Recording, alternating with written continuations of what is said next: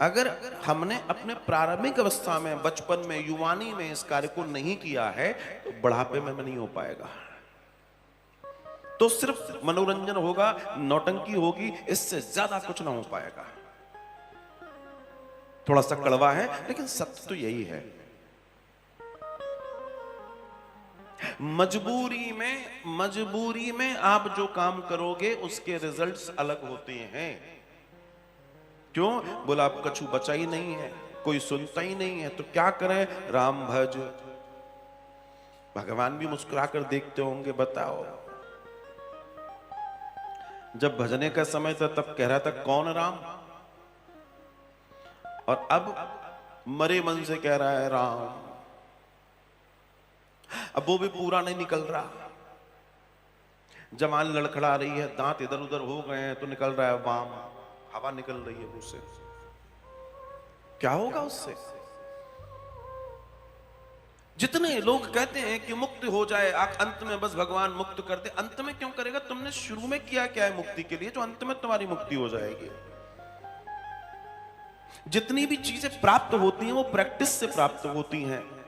तुम जीते जी चीजों से मुक्त नहीं हुए, तुम कह रहे हो मुक्ति हो जाए।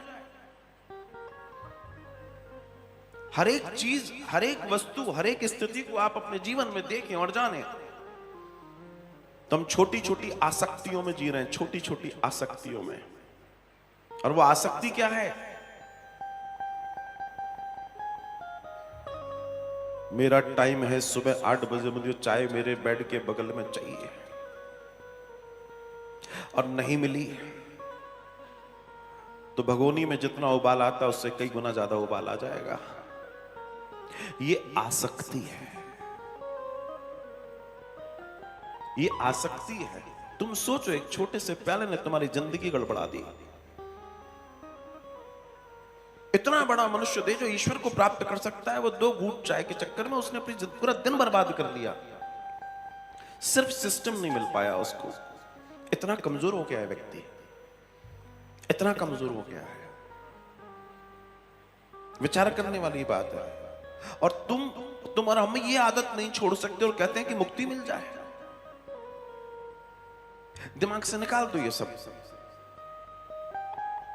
मुक्ति उसे मिलेगी जिसने अपने जीवन में मुक्ति की प्रैक्टिस की होगी, और धीमे धीमे धीमे धीमे उस अवस्था तक जाते जाते वो हर एक चीज से मुक्त हो चुका होगा। वो स्वाद से मुक्त हो चुका होगा, वो रसों से मुक्त हो चुका होगा, वो आसक्तियों से मुक्त हो चुका होगा, वो रिश्तों से मुक्त हो चुका होगा, वो अपनी देह से भी, मन से ही मुक्त हो चुका होगा। वो मुक्ति की प्राप्ति कर पाएगा। हमारे यहां वेदों का जो मूल दर्शन है, मुमुक्षु होना, अर्थात मुक्ति की कामना करके जीना, उसके लिए कार्य करना, इति मुक्ति। ईश्वर प्राप्ति बहुत बड़ा विषय नहीं है। सबसे छोटा विषय बताया गया है वेदों में तो ईश्वर की प्राप्ति है। ईश्वर से बड़ी प्राप्ति क्या है? 5 मिनट के लिए विचार करके देखें कि जब ईश्वर आएगा तो एक झलक दिखलाएगा और चला जाएगा। 24/7 तो आपके साथ रहने वाला नहीं है।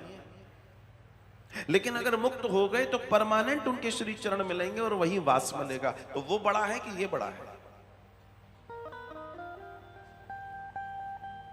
और ये तब होगा जब हम कक्षाओं में बैठेंगे, जब हम सत्संग को धारण करेंगे। सत्य का संग इति सत्संग। एक गलत आदत के व्यक्ति के साथ अगर उसमें उसकी ऊर्जा बहुत अच्छी प्रबल है तो किसी भी अच्छे वाले व्यक्ति को वो अपने जैसा बना देगा। बहुत बड़ा समय नहीं लगेगा, कोई बहुत बड़ी बात नहीं है। इसलिए मैं अपनी बात को आगे बढ़ाते हुए कहता हूं कि जिंदगी में कुछ भी करना, एक जगह सावधान रहना। आप किन लोगों के साथ उठ बैठ रहे हैं, बस आप क्या खा रहे हैं, आप क्या पहन रहे हैं, आप क्या पढ़ रहे हैं, आप क्या देख रहे हैं, बस। दुनिया में जितने महान लोग हैं वो इन पॉइंट्स पर काम करते हैं। सिर्फ यही पॉइंट है, और लोग इसी की परवाह नहीं करते। We are the product of our association. हम अपने आसपास के माहौल का उत्पाद हैं। जैसे माहौल में रहोगे वैसा प्रोडक्ट तैयार होगा। तो आप कैसा तैयार होना चाहते हो, आप कैसा बनना चाहते हो, वैसे लोग, वैसा साहित्य, वैसी स्थिति को चुनिए, हो जाएगा। विषय बहुत बड़ा नहीं है। जिसको करना है उन्होंने किया है, जिनको करना है वो आज भी कर रहे हैं। वो तब हो पाएगा जब तुम्हारा मन बहुत मजबूत होगा। मन तब मजबूत होगा जब हमारे आहार, विचार आदि इत्यादि मजबूत होंगे, ठीक होंगे। मामला यहां से आगे बढ़ेगा, यहां से यात्रा आगे जाएगी।